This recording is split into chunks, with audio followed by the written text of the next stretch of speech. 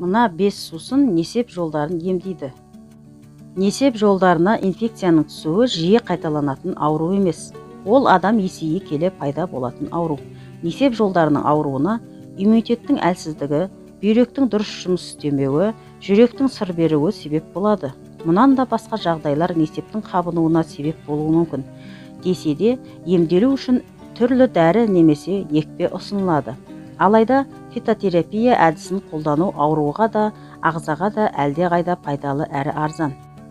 Көбінесе ішек пен бүйрекке микроб түскенде несеп жолдары сыр береді. Сонымен қатар, тазалықты дұрыс сақтамағаннан, суықтағаннан, кіші дәрет қысқанда, уақытылы бармағаннан, бүйрекке тас пайда болғаннан, қант диабетінен, жүрек қан тамыр жүйесі ауырғаннан несеп жолдарының жұмысы бұзылады. Аурудың белгілері: іштің айналасы ауырады, кіші дәрет кезінде несеп жолдары дуылдап ашиды, бөлінді пайда болады, несепке қан немесе ірің араласады.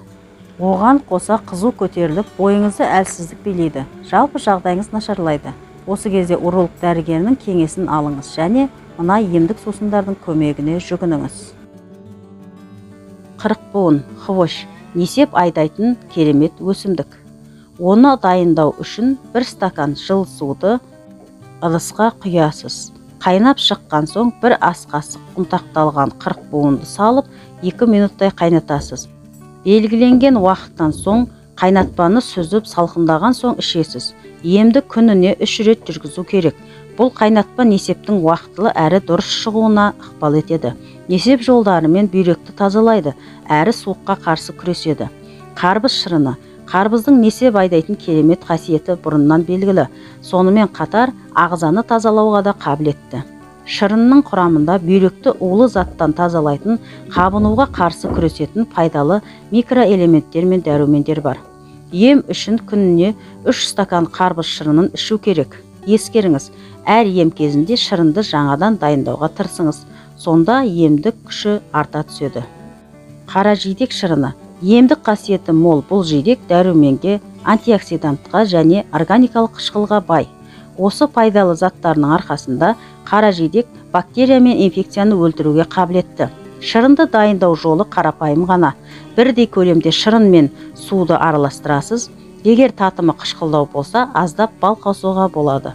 Шырынды күніге 2 рет ішесіз. Зімбір қайнатпасы. Зімбір микроб пен суыққа қарсы күресетін күшке ие.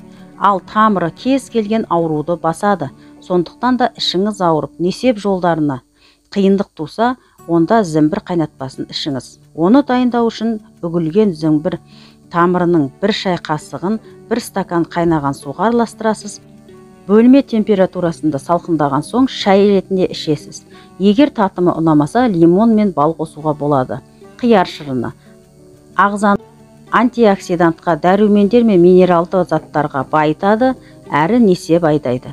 Жаңадан дайындалған шырын несеп жолдарының улы заттарды шлактан шығарып, бактерияның көзін жояды.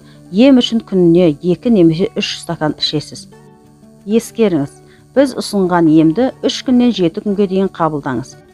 Егер оң нәтиже бермесе, дереу уролог дәрігеріне қаралыңыз. Осы айтылған ақпараттар сіздерге пайдасын тигізеді деп ойлаймын. Егер де видео ұнап жатса, лайк басып, комментарий жазып, достарыңызбен бөлісе кетіңіздер. Сау болыңыздар.